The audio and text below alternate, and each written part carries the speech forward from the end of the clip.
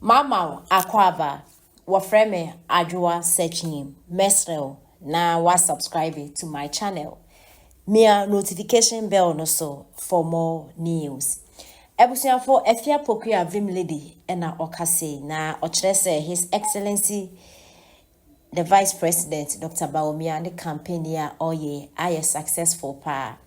Efia Pokuya echrese kamia kwese eye Vice President Dr. Bawimia eyobia ase naturally no yakopon ayi no so be leady ase he was born to lead because the campaign na oye no eye soft bi NDC for try some the corruption omo the niema enye be tag no but anytime on be try bia na atonsu enti Dr. Bawimia the lucky one na omampenda da John Dramani Mahama say oba abra former presidents Urata Mills ni so ne running mate no ehun sem bebre oye MP ehun beye nsem obeye president ehun beye nsem obeye president okoye osanso aba ehun beye nsem but Dr. Bawimia they say omo appointing His Excellency na Adon Akufo-Addo appointing for the first time ehun ba asem kakrebine nane even omo elections yomo koye yomo flag bearers Dr. Bawimia ambre onyani easy the campaign awo ya se ni pe to edinati Dr. Bawimia na so ye blessed dada into the campaign where they are successful NDC for a trial say come better again with bad enya maybe but emfa yenti ensema Efia Pokuya de etuja. That is your value point. Bawimia the campaign but any Bawimia his campaign has been very successful. Bawimia campaign NDC I try a lot of things. And stake it. Bawimia, I think he's just kind of a lucky person. Because Mahama Pam San Obedu baby or once upon a time, I cannot to create Mahama as running mate. Then Nana Kredukai, Nana Kredu were against him. And why brothers near the end they were all against him. Would the Ayani old Kedes, they were all against Mahama. He's fought, Wabedu about Bawimia lucky. Apart from initial one 2008, Nana do no, and forward problem no. Consistently, MPP voting have been support, including President Kufuor na kola ane era alanchemantin. President Kufuor and also Bawimia. So Nana Kredu say you treating Mahama with kid gloves. Bawimia yes a problem nibi. One of his key selling points in Tiama Northeast ni Savannah ni ade Bawimia wini wo no is because of your cremoni. En cramofoni bina avote look at the NDC akofa shami mamoni en cramofoni bi abegina anim no. It's still not doing the magic they wanted to do for them. NDC is pushing. Wait, yeah. Depending on say they open. I know niema obehia. Obi ohokra abrante a opese okoyin to film in this niema yi. Ohia camera. Yeah.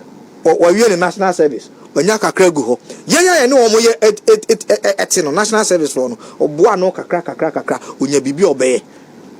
Obi pese oto sa machine amudi chim juice fruit juice nanka waye ni sika poten ne da ho on account na so onya akwanya na o credit facility no se machine no a wode ye na ne etete ne kakra opani say na o expand the territory or start business no afọ obi aka no ho eye niema enya sika ye bedi no nipa no ohia pipi sha o. So now na say we need so do now feel say we be invest is your choice. We be investing in training na da mu amasa atra. The ma eye so easy. E ma yes e be ko villages ne say we duru ana ofo no hia o. Free secondary school. Oh. We duru hono mu every village. Every corner copy meduana. Obi a wo fase obi aba.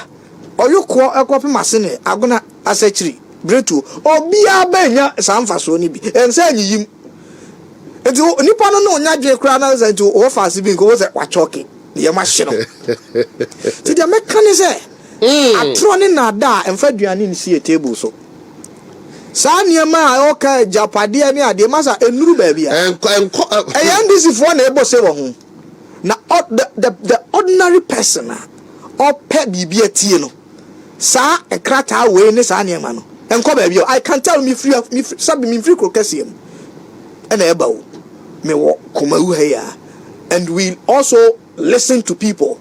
No call for by Japan. the fact is that yes, you bet him. No mum and baby, I pin dine na saba because we heroes of Mava and not the better or bet them. And you see them and quadanketing me officer me fiscal planning a special meeting. Me try mama kwayo no mkuta o tablet no say your Wi-Fi and no do o machine o phones no matwa ba ko machine and no dey hwede e koso wi ase. So what now you dey say 2008 and 2024 I the cross sabre ade ache as ade omo parents awofu hu manfo hu ba bia kola no ade ache wona ho se japade o say obia ni ho a achechede ajapade mo de omo kan de sabe akwasa achechede achi enko ba bia den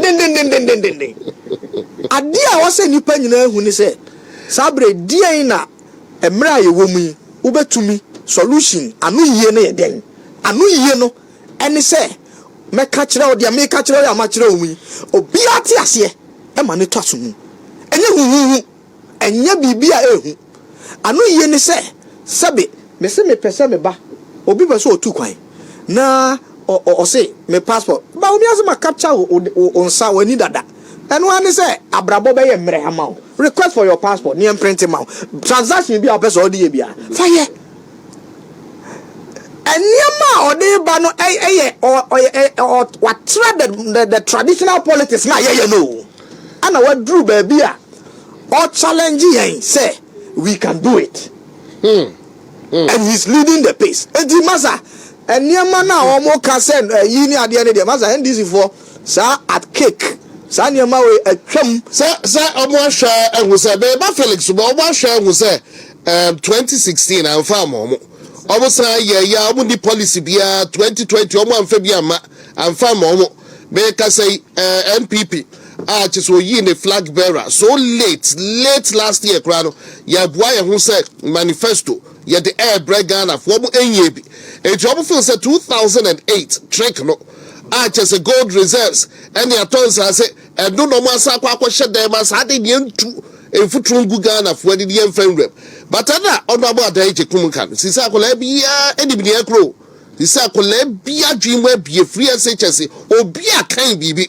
And you know, or the baby a free air battle, Saku Chantro, 2008 to Futro Gu, Kofwedi, a bromo a vetting call for Shadia Kokoso, Fifi Queti, the late Ama Benuado, and some Bassa, and then Ubia with no cradle.